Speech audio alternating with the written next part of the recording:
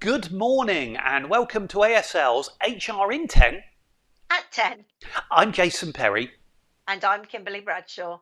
and we get together via a video call each week and stream live to YouTube like this to keep you informed of what's going on in the world of HR and employment law. It's never dull, is it, Kimberly? No, even more so over the last couple of years. It was never Absolutely. dull before that, though. Yes. But Boris is kind of changing everything again, isn't he? I mean, what do businesses need to be thinking about? What's going on? Well, what I'm thinking about is the announcement that the end of self-isolation is going to happen. Clearly, we're moving towards a herd mentality, but that's a concern. Is that going to mean more people are off sick? We've already had an issue with staff absence with sickness, so I think some forward planning and some preparation Mm, of what you're going to do in different scenarios if this does happen and yeah, that ends up with more people being ill. yeah. I think we can say the change is going to happen. I mean, it was due to be the end of March. It now looks like it's going to happen probably in about 2 weeks' time, I think, if I'm reading it correctly. I think the aim is the end of school half term, there will Mm. be no more isolation. Um, I guess I have mixed feelings. I mean, we're seeing more cases probably than we've ever seen before. I think on Monday we had 5 temporary workers from just one client report that they tested positive with COVID. So we're seeing more cases than we've ever seen before. But it's not transferring to hospital cases and ICU cases and serious illness, is it? No, and certainly, I can't remember what the percentage is, but the majority of people that are being hospitalised are the unvaccinated. Sixty Uh, percent, I think, was the number I saw. that's it, yeah. So, there's further evidence for the benefits of being vaccinated, but yeah, I think we're going to see an upturn in staff sickness Mm. because everyone will be sharing I was going to say the love, but it won't be love, it'll be the lurgy. Um, I'm just reminded of what you did just before the call and accidentally filled the screen with hearts at that point, Kimberly. Especially, Yes, me and my especially for technology Valentine's Day, I think skills. it was. Um, but I mean, in terms of where we're going on this, I mean, nationally, the numbers are falling. I think the last couple of days, case numbers is horrific when I think this is low, but we're only in the 60,000 a day. It isn't that many weeks since we were seeing 200,000 a day, yet in Hastings and Rother, they do seem to be rising still quite rapidly. So I think we're not necessarily online with the national trend right now. No, and I think the key things is to, stick to the current government guidelines for now and then make a decision on what your policy is going to be going forward. Yeah, Might it be better for some of your people to take extended sick leave? That's another thing. What's going to happen with sick leave, statutory sick pay? Which we need to bear in mind, but try and encourage people not to come in if they are ill, just to be on the safe side. yes. As yet, I've not heard about any end to COVID SSP, but clearly it's only going to be relevant if you have tested positive, if isolation's no longer happening from that point in February. Um, I guess the other side of it, forget everything else that's going on in regulations. An employer has a legal duty to provide health and safety in the workplace and keep their people safe, for want of a better word. And the reality is that means risk assessments, and that means understanding the environment. And it's still terribly simple. Most of us have proved we can work from home quite successfully.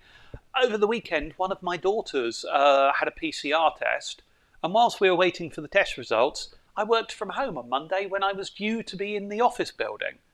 It's easy, isn't it? Can employers not just continue using their common sense in that way? I think it depends on the industry that you're in, doesn't it? If you're largely office based, then yes, that can be quite easy. But if you're in, you know, two guys in a van going off to chop down trees or Yep. something, you're very close to each other. So, I would recommend that businesses continue with their safety precautions. Mm. But it's not just about doing the risk assessments, as we know all too often, and a recent case demonstrated this. You've got to engage people and let them know that you're Yes. doing everything for their safety. Our Yes. favourite phrase, employee engagement. Yeah. But combined with testing, so if employers continue to lateral flow test with people who they think are at enhanced risk for whatever reason, then you can arguably manage and mitigate your risks. And it's you as an employer need to come up with a clear approach as to how to navigate this. And as you say, it's then down to employee engagement, isn't it? Yeah. Yeah, I think that's a lovely point to move on a little bit because, do you know, when you talk about having a clear process and managing risk, I'm just thinking of tribunals. And there's an interesting one. Yeah, there is, and it on face value seems to contradict one that we saw a week or so back. Yes, the one you're thinking of is the Quelch versus Richards. Quelch versus Courtier. Sorry, that's what I meant. Yes. Yeah. Nicholas Quelch was, and I think it was working in a kind of financial services, possibly investment management field. And this is early on in the pandemic. 23rd of March, everyone was told to work from home, and so they did.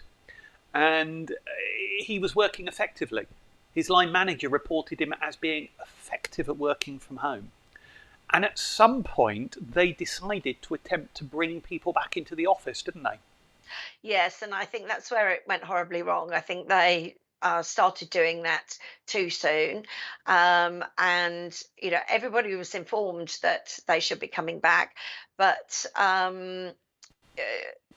basically Quelch had an individual who was living with his girlfriend who was in the extremely clinically vulnerable category, and he was concerned about sharing, catching germs and taking them back to her. So as I understand it, he was informed that if he didn't come back, he should either take sick leave, holiday, or unpaid leave, but might be subject to disciplinary action, which he then was. Yes. And there was something about him postponing the hearing because the person he would have gone with wasn't available on that day. And so, if I understood it correctly, they held the hearing in his absence. Yes, that's always a worry. That's not a good sign. It's not a good look, is it? It isn't. You need to try, as we always say, Jason, you need to have a good process and follow it. Yes. Even if your process isn't good, you need to follow it. Yes. And I think, you've only got to look, for example, at a tribunal process, and those that have been unfortunate enough to be involved in a few of them know how often tribunals can be postponed because somebody isn't there. And it's frustrating if you're the employer because the tribunal just reschedules and reschedules and reschedules and will allow an individual maybe 4 or 5 chances at not attending on the day. And on the one hand, it's incredibly frustrating, but you have to allow for people and assume that they might have a genuine reason. Exactly. And, are there alternatives such as could they have run it on Zoom, which, you and I, we know only too well how many disciplinaries and what have you we've done on Zoom over the last couple of years. But yes, instead, they went ahead, dismissed him for gross misconduct on the basis that the business had lost all faith and trust in him. Yes. There wasn't being obstructive and unwilling, I think is the phrase there. There wasn't an appeal process, which clearly was unsuccessful. But the tribunal was very interesting. Tribunal clearly found that he had been unfairly dismissed. There was a pot of damages, I think it was about 15,000. So, reasonably significant claim for an employer. But as you say, this kind of conflicts with the recent one we saw, doesn't it? It does. And there, a lady was dismissed. The tribunals found reasonably because she failed to come into work because she was concerned about COVID. I don't know. One key point of here is that at that point, this man was following government guidelines, which was not to go into the office and work at home if you can. Yes. So, there was I that. think there's probably two key lessons here, and one of them is about what's reasonable.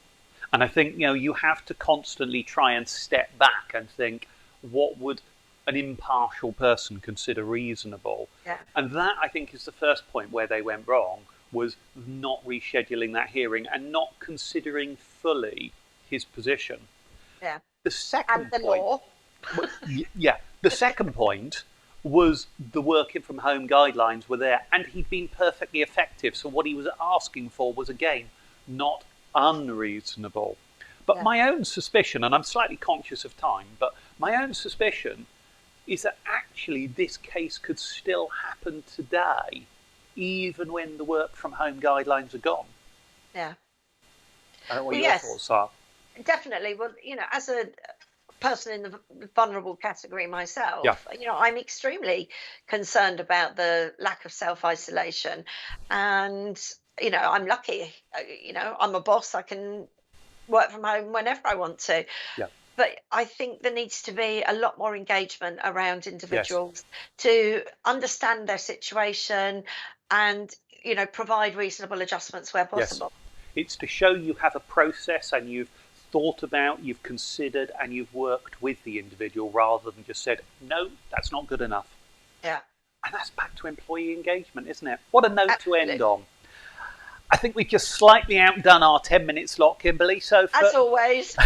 for today, we'll wrap up there. Thanks for watching, and we'll see you.